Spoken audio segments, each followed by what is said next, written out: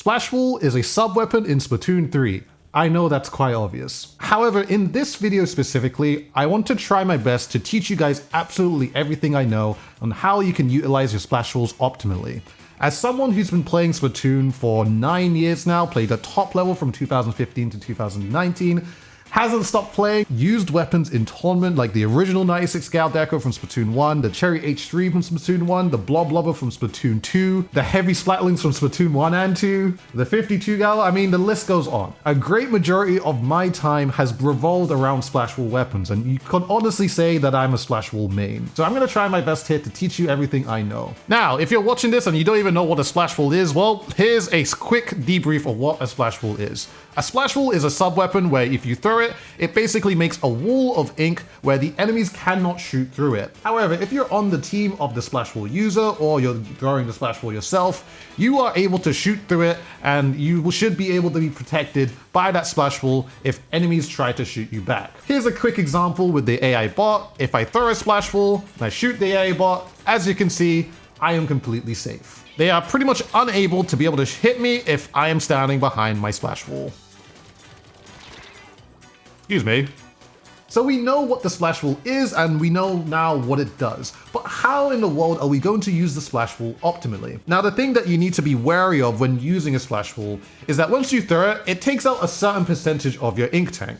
If you're not already wearing something like Ink Saver Sub to save some percentage of your ink tank, then you can pretty much expect that when you throw a Splash Wall that it's going to take up 60% of your ink tank. Now the most obvious thing that when you're using a Splash Wall proactively is that you're going to go up to an enemy, you're going to throw your Splash Wall, and you're basically using it just to protect yourself so that if an enemy's trying to fight you, they can't get as many shots through to you because they have to go through your Splash Wall first. This is a very common tactic when you're using a Splash Wall offensively, is just to stay behind it, shoot the enemies while you're behind it, and just be wary as well, when you throw your Splash Wall, you only have 7 seconds with it, so make use of that time if you are deciding to use it offensively.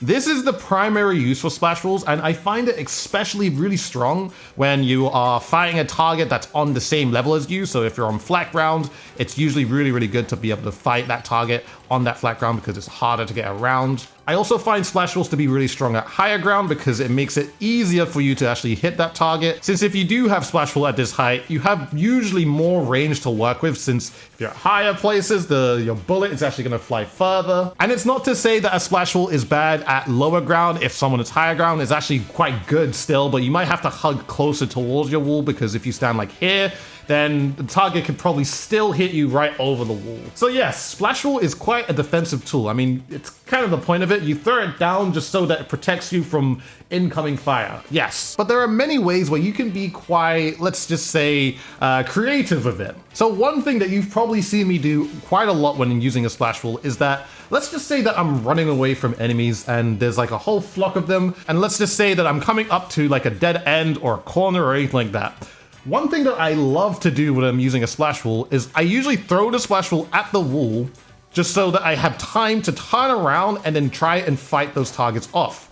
Usually this is quite safe, especially when it's like a full flat wall, mainly because if you throw at the wall, no one else of course can be behind you and you can just kind of stay here and basically try to fend off those targets that are behind you. You do have to be quite quick with this, so you want to throw your Splash Wall directly at the wall and just do a quick turn right afterwards. This might be a little easier for someone that uses a quicker sensitivity, or if you have the wrist power with your gyro control to be able to turn really quickly, because pretty much you want to be ready to fight as quickly as possible. You want to throw your wall, turn around, and start fighting because, I mean, like I said, Splash Wall only lasts for 7 seconds, and let's just say that players are trying to fight you, they're going to first be shooting your Splash Wall first of all, and that's also going to reduce the amount of time that Splash Wall is going to be set up for. So that's why I say you want to do it very quickly to just be able to turn around and start fighting those enemies straight away once you hit the Splash Wall on the wall. So you do want to be kind of careful with this specific tactic because you want to make sure that you are throwing your Splash Wall directly at the wall. Like you want to be basically parallel to the wall that you're about to throw it on and then bounce it off it and then walk through. Why I'm saying this is because, of course, the Splash Wall can bounce off a wall. And let's just say that you're facing it like diagonally like this. What's going to happen is the Splash Wall is going to do this, and it's going to basically bounce on that side. It might go further away from you, and you have to travel a little bit closer. But you know, it depends on the situation. There are some, I guess, bouncy physics to it, so you just want to make sure you're careful of that. However, that's actually kind of leading to my next thing where Splashful can be really, really helpful. Let's just say that you're trying to peek around a corner. Depending on what weapon you have, instead of just like overexposing yourself and then throwing a Splashful, where let's just say someone on the other team is firing away at this point and just suppressing this area, instead of just like, okay, I'm gonna expose myself and, you know, take some damage from that, or expose yourself, throw the Splashful, take damage, or die at the same time. What you could do is, let's just say you're at a corner, you want to angle your crosshair a little bit differently, not directly at the wall, but like a little bit differently, because you want to bounce your Splashful on the side of it so that then you can go ahead and peek out and then try to take out your targets in that way. This is something that I've used with Splashful for years, almost a decade at this point, and it's still very, very helpful for just making sure that you keep safe to come out from a wall or a corner or anything like that. Just so that you can just, you know, give yourself some extra security and just make sure that you don't take any damage when you're going into a fight and trying to peek a corner just like that. So I've taught you some ways to use the Splashful, and that can be very helpful. But there are a couple of cons. There's actually really two cons that I want to mention when you're using a Splashful, and it kind of depends on the weapons that you might be going against, but we can actually just show you one, which is quite obvious, and I know for sure most of you probably have seen or probably experienced many different times. And that is to be careful of weapons that have Splat Bomb, Suction Bomb, Auto Bomb, Curling Bomb, you name it. Basically, lethal sub-weapons that are coming from the other team. You want to be extremely careful with it. The reason because is that if you throw a Splashful, and let's just say player is here and they decide to throw a Splashful, you instantly die. This has happened to me thousands of times. Another thing is that when you throw your Splashful in this way too, you are able to actually get your teammates killed as well. So I'm guessing kind of two things. One, of course, be careful of where you throw your Splashful. Don't throw it like behind your teammate. You always want to make sure that you're throwing your Splashful in front of your teammate, not behind them, because if you throw it behind them, then there's a likelihood, like, let's just say they're going against a weapon that has lethal bombs, then they're going to be taken out in that way, and that's not going to be really good for them. Funny enough, I actually lost an X rank game because what happened is that I threw my Splashful behind my teammate, or my teammate decided to run through my Splashful, and they basically got pummeled by lethal bombs. Like, you can see it right here. Careful, wall, sorry. Oh my god! Oh my god. Oh my god, my wall got me killed again. And we friggin' lost the game, dude. I got so many team kills, man.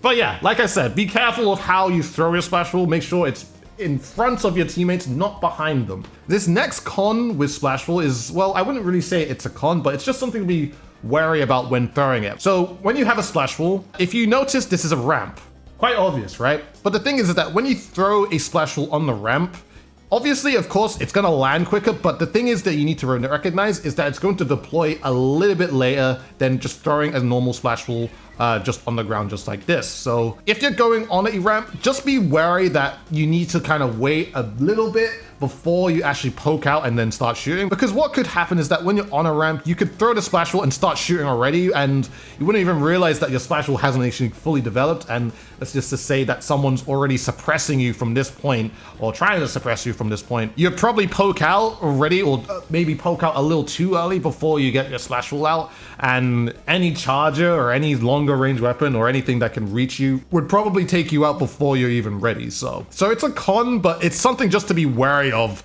and just to give yourself some more time before you actually start fighting with the Splashful once you've thrown it on the ramp and all that. So those are really only the two cons when it comes to Splashfuls. The other tips that I'm going to teach you are going to be in Recon, so let's get into that. Now, these tips are, let's just say, a little bit more advanced, but the first one is something more mind gamey, or something that I guess majority of people probably don't think about when using a Splashful. Now, like I said, you can use a Splashful really offensively, just to basically throw the Splashful down, shoot behind it. But the thing is, you don't always have to do that. I think one of the things that I guess some people forget is that, of course, Splash Roll kind of prevents the enemy team from actually shooting ink in a general direction. Or in other words, it just stops all incoming ink to be developed on one certain space. Now, if we're talking like somewhere like Splat Zones, I love to use my Splash Rolls in this way. So just for an example, in Macromark Splat Zone specifically, if I'm on this higher area, one thing that I like to do is throw the Splash Roll down just in front of the zone. And usually what I'm trying to do with that, let's just say that there's an enemy behind it, is I'm trying to block that enemy from getting ink onto the specific Splat Zone that I'm on. This could be really helpful. Let's just say that if you're contesting the zone and you don't want any ink to go past it, obviously it depends on where the person is at the time, but using a Splash Roll in this way can be very, very helpful from just making sure that ink does not go towards the area of, I guess,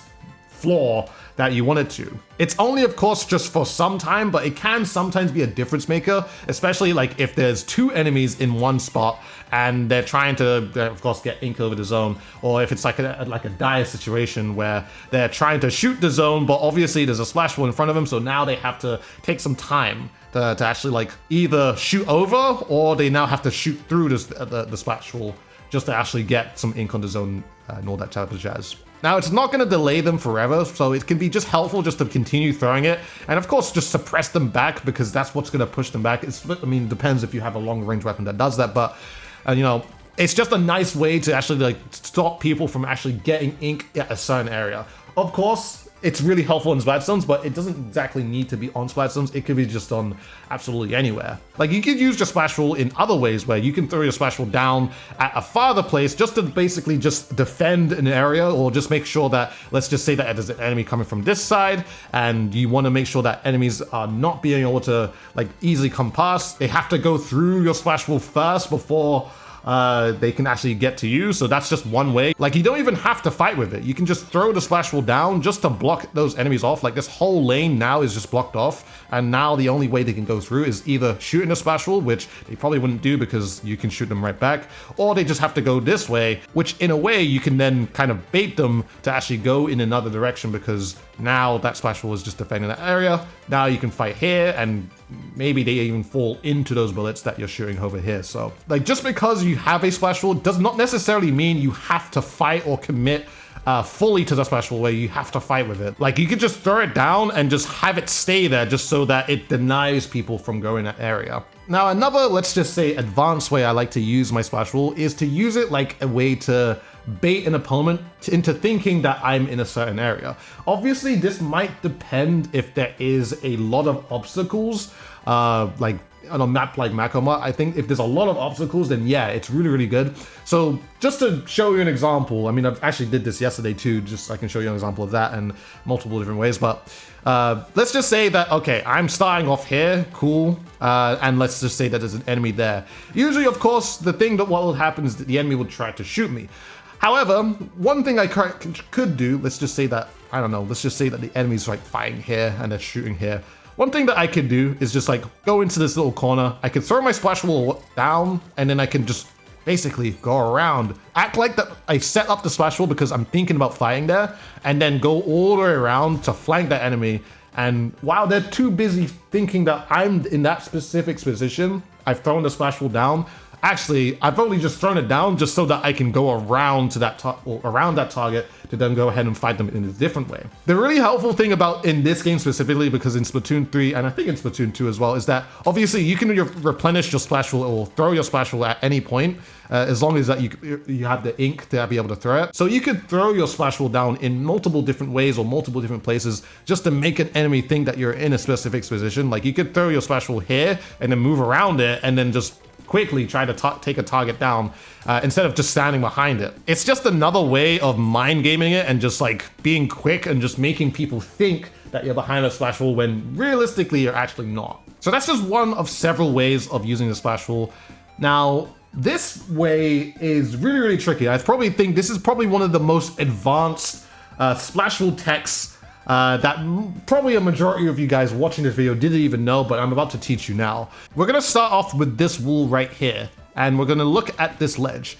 Now, if I was to tell you that I can actually throw my splash wall up that ledge, you probably wouldn't think so, because look, I'm throwing the splash wall directly on. How in the world can I get my splash wall up on that ledge? So I'm going to show you, and this is how. It doesn't make sense at all. You saw me just look down, I throw the splash wall, and the splash wall is somehow up onto the ledge. How in the world does that make sense? Like, you think I'm holding a splat bomb or suction bomb. Let's just say that I look up and I'm holding the splash wall like that. As you can see, the splash wall does not go that up on the ledge. But if I do the opposite, if I look down, the splash wall goes up. So you need to remember, when you look down with a splash wall, it somehow, I don't know why, but for some reason in this game, when looking down with the splash wall, it makes the splash wall go higher up instead of lower down. It actually does the opposite. So when you look up on the splash wall is more likely to fall down quicker. But when you go up, or when you look down, the splash wall has more of an opportunity to actually go up higher. So if you're looking at a ledge like this, you can do this specific tactic just to be able to protect or basically block off enemies that are on higher platforms. It kind of usually like it depends on like how high the ledge is. Like if it's a ledge like this high, it kind of like you can do it there. You can do it like in a position like here too. You could throw it right on the corner here, which is super, super helpful because like, as you can see, it's right on the line of this ledge. And if anybody's up there, then they're pretty much just blocking them off from a lower point. So the thing is that you need to really understand when doing this specific splash wall tech is that you need to make sure that you're a certain distance, like around at this point. You don't want to be too close to the ledge. However, it would still work because as you can see, I'm throwing it right there and it still goes onto the ledge. However, when you are this close to a ledge and you're throwing the splash wall up, you can see it goes much deeper. I mean, of course, it depends on like where the enemy is. So like if the enemy is like down here, you can actually try that tech and you can throw the splash wall all the way down. But usually like if you're like around here and you just want it to be like on this point of the ledge, then you might want to have a little bit of distance to it. So you look down and you throw it like that, and then it's like right on the line of that. So it's just a good way of just like blocking like higher ground enemies and just making sure that they don't appear, or they're basically not able to hit you from that point. I mean, there's many different places where you can actually do this tech. It's very, very, I mean, it takes a little bit and you kind of have to feel it out. I think one of the most important things is that, of course, look down, but you want to make sure you have a higher jump. Like you want to make sure like you hold jump all the way down, and you want to throw your splash wall like right at the peak of that jump. Just so that you get like, of course, the highest point of where you could throw it. And of course, like it just makes it easier just to get onto the ledge like that. So, you know, there's so many different places. Like on Makomat, there's like almost the entire map. You can actually like throw the splash wall in that way and throw the splash wall much higher than you actually could or probably thought you could. So I think you can throw it up here too. That's actually quite a nice way to throw it. If you're just trying to be like a helpful teammate, let's say in Splatoon as well, you can throw it onto that thing, and like basically a long range weapon or like a sniper can basically use that to their advantage and like fight anything from this side. Or if like you're trying to help like let's say your crab user or someone who's using a crab, you can throw the splash wall up onto this this balloon here. The crab can just be ignited here, and then you can, you know, fight that whole place and be completely safe. Of course, you can be even more creative. I mean, you can throw it like down here too, using that same tactic. But of course, just remember, don't throw the splash wall up lower, or don't throw your splash wall up high because it will not work that way. So, you know, just make sure that it's your crosshair is low and the splash wall can basically just fly up. I think I could probably throw my splash wall from up here to over there. Yeah, literally. It's actually kind of crazy, like how far you can throw a splash wall because how much more height and much more airtime you can throw it. So I think it's a little bit more difficult on the tower control tower because it's like, it really, really depends on what position you are at. And sometimes you might basically throw the wall like completely over, which I feel like there's plenty of examples that I do it like really over. Like sometimes like what happens is just like it bounces off the tower, like if you're on the same level, but it might vary with depending on what tower you're on. I think the percentage of you doing it on the tower is a little bit harder, but of course you could try to do it like this, but like I think you probably have more chance of throwing it on the tower. It's like if you just climb the tower and then jump off it and then throw your splash wall on it just like that, because it just makes it so much easier. Or if you're at this position and like you throw it out and just like that, you know, you just have to really aim for it's not easy to get on the tower, just to be very honest. So, however, this is actually quite fun. You could do that same tech if you're like this close to the wall, do the splash wall tech. There you go. That splash wall can now protect your tower, well, protects the tower from going past. So, you know, just another thing. You could do it like here too, you know. Another way to throw the splash wall, just gotta be careful of that one, but like you can throw it like down there and that basically blocks off anything that's up there, so, you know. But yeah, nah, I mean, honestly, that's pretty much it in terms of like tech with the splash wall. That one splash wall tech, it's so like vast. There's so many different places on every map. There's like 24 maps in the game. Maybe I can do like a video just to specify you could do on this block, this block, this block, this block, this block, this block, this block on every single map in the game if you want that. But yeah, that is pretty much everything to do with splash wall. I don't think I've missed anything. I mean, of course, there's some variable stuff like, okay, if you're using a splash wall, what kind of builds would you want to wear to basically help that splash wall? Like, you could do things like ink saver sub just to be able to like save some ink tank, but usually if it comes to anything to do with efficiency, I think the best ones to go for would be either main saver or ink recovery. Main saver is, I think, usually the better one because, of course, even if you throw the splash wall, just using your main weapon in general is going to be like the next thing on. So you're going to have a lot of ink in the tank just to be shooting your main weapon. So that's going to be really helpful. But ink recovery also can be really helpful. Why I like ink recovery a lot if you're using a splash wall is just that if you throw the splash wall, it's going to be quicker for you to be able to replenish your ink. Let me just show you an example, or like a build that I usually used to wear. Just by throwing your splash wall and then going back to the ink, it makes it so that your ink recovers really quickly, and then your next splash wall can come out very quickly right after. So ink recovery can be really helpful in that case. And of course, if you pair it up with main saver, then you also have the main saver, and you're pretty much almost shooting or always playing with the splash wall almost at all times. So you could use something like last ditch effort, but to be honest, I don't think last ditch effort is super common with splash wall users. I think it's more common with something like a bomb, because I feel like you're going to use splat bomb or suction bomb way more than a splash wall, although maybe you could, depends on the situation, but it's way more common to use like something like ink recovery or ink saver main for your splash wall. Or if your ink management is just really good, then maybe you don't need any, but personally, I think it's really helpful just to have those. Just one more variable, ink saver sub. What ink saver sub does for splash wall is that it makes it a little bit more stronger or makes it more powerful. I can show you an example right here just by wearing one main of ink saver sub.